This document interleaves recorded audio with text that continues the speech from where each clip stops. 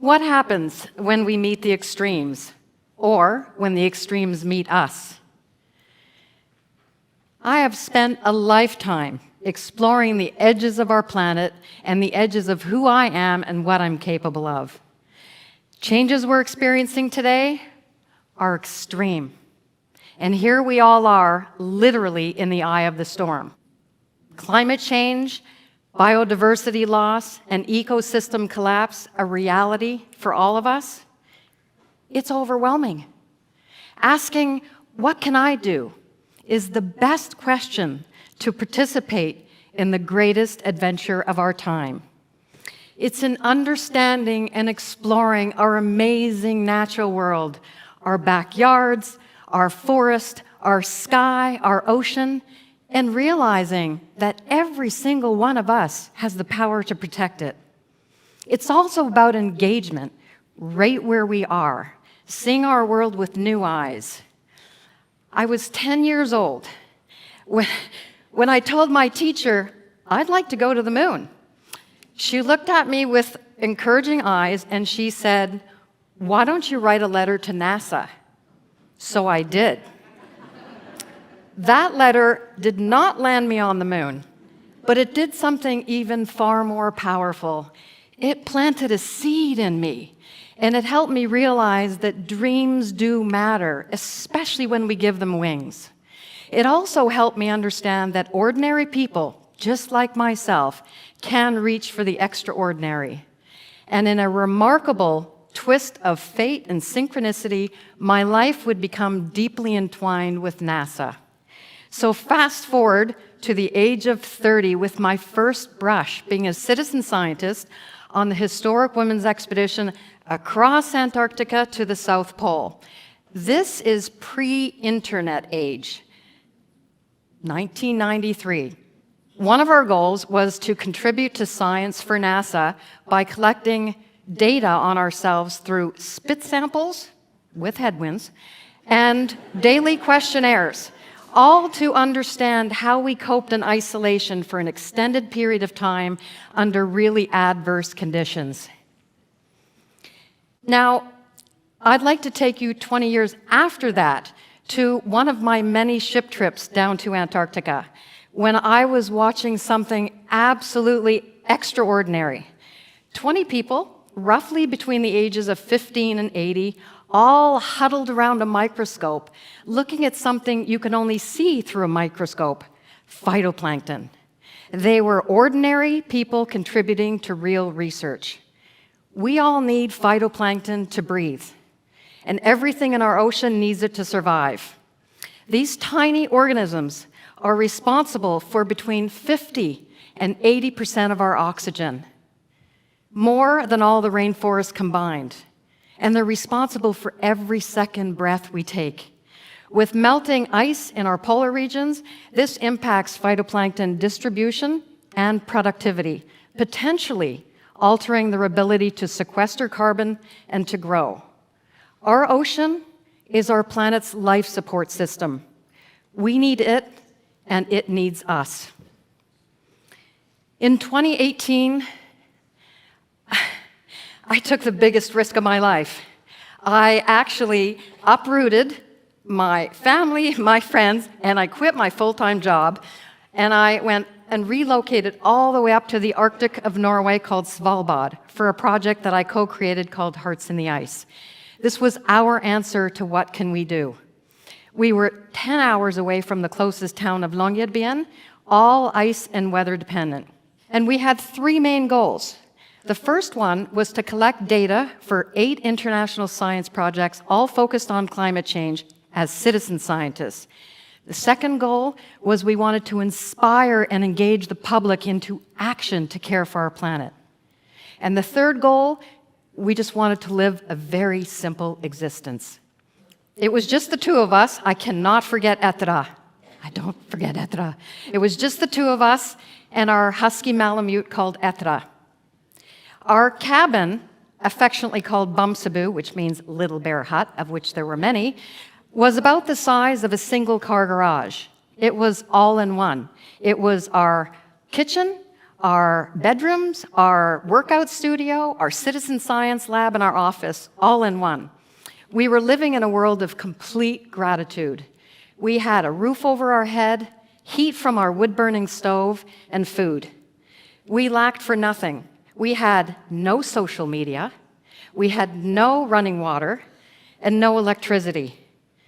We had everything we needed. We were living a life in purpose, on purpose. It was an absolutely profound experience. The plan was September until May. And 3 of those months would be spent in what we call the polar night, where it's very, very dark. No sun at all, not even a sliver. And then COVID happened, and we were left with this question: what now? What do we do? We were literally up in the middle of nowhere with no pickup possible.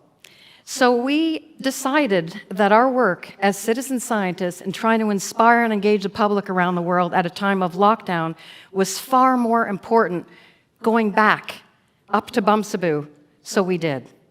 And those 9 months became 19 months.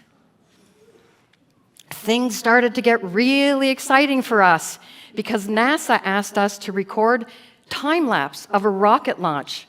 We were on standby for over 3 weeks when all of a sudden, boom, this text message comes on our satellite phone: launch in 7 minutes. So we hightailed it outside, and we watched barium gases get launched into the polar night like glowing balloons. It was absolutely incredible, and it earned us the title Rocket Citizen Scientist for NASA.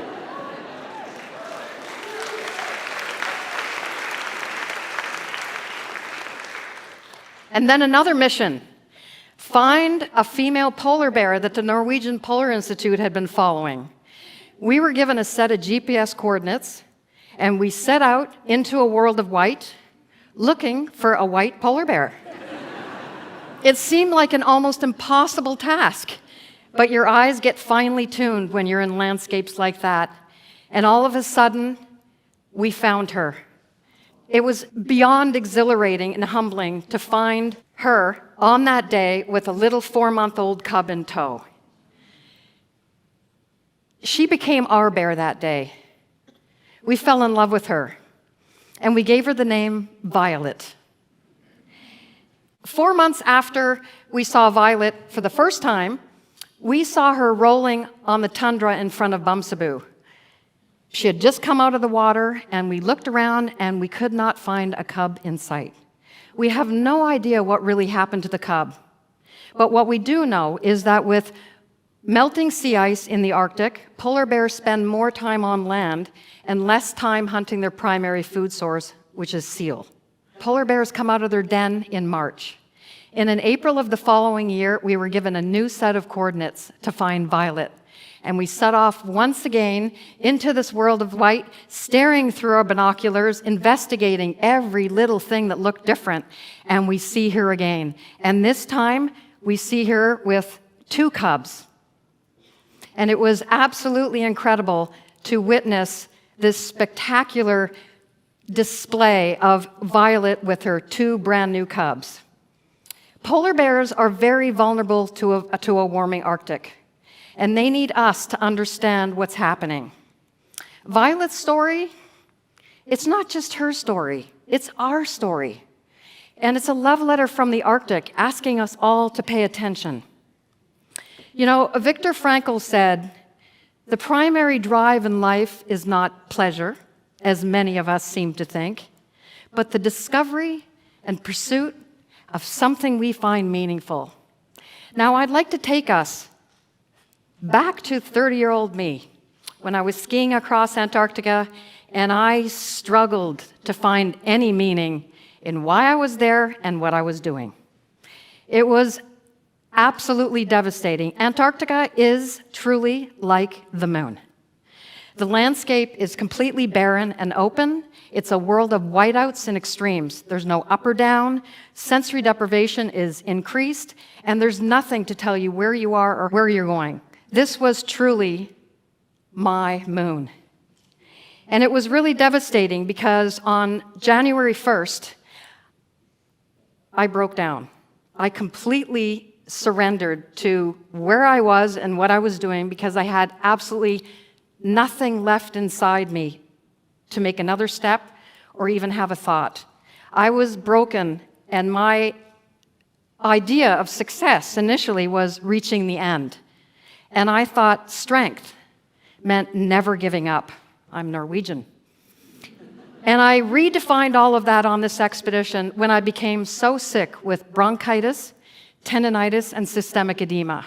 My face blew up like a balloon, and I couldn't even see to ski. And I could barely even walk because my feet were screaming with such pain.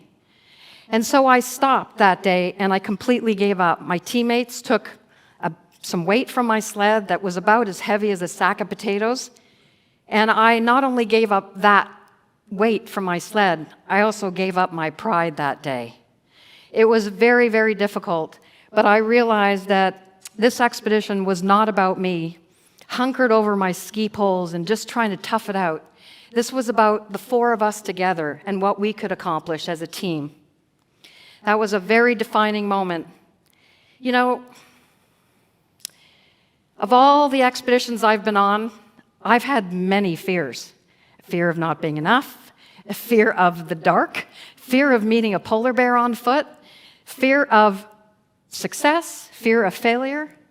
But now, on this greatest expedition that we are all on, I fear mediocrity and complacency.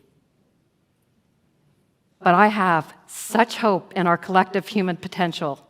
And that is where I want to ask all of us to drop anchor into our power and realize that we all matter much more than we think. And the explorers we need today, they're every single one of us. They're all of us. You know, few people can kind of even imagine what it might be like to be stripped. And it's a very humbling and cathartic experience to be completely exposed and realize you don't even know who you are anymore.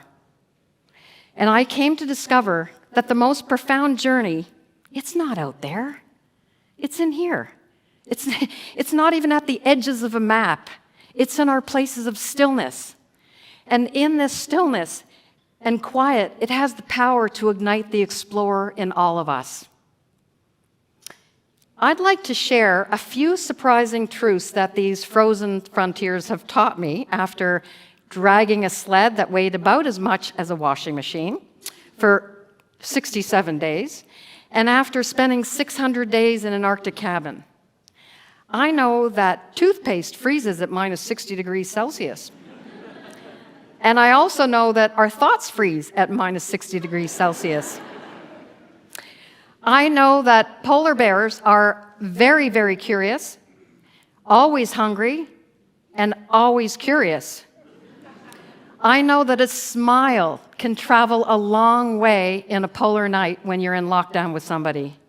And I know that gratitude is key, even if you only have one limp carrot left. And I know that I can even like myself after 8 months without a shower. And another truth is that our planet is getting stripped of its resources. And the explorers we need, they're all of us. You know, every day, people around the world are collecting observations and data to scientists as citizen scientists. They are regular people really conducting real research for ongoing science projects. You don't need a PhD to do this. And you don't need to be a scientist to understand that our planet is in trouble. The more hearts and minds engaged, the greater our chances of creating great change for the generations behind us. So, what's your bear? Your violet? Could it be the tree outside your window? Could it be the stars and the moon that you've stopped staring at? Is it a hummingbird or a bee? You know, becoming a citizen scientist is as easy as downloading iNaturalist, joining SciStarter, or tracking clouds for NASA. And trust me, you do not need to be pressed up next to a hurricane wind, stare into the eyes of a polar bear, or drag a sled across a frozen landscape. You just need to get outside. Find some spaces of quiet and discover that thing that brings you joy. And then take that love that you have for that one thing and protect it with your life. The real expedition and journey is not out there, it's within. It's understanding who we are and what we're capable of together. And it's exploring who we are in these quiet places, not as consumers, but as caretakers.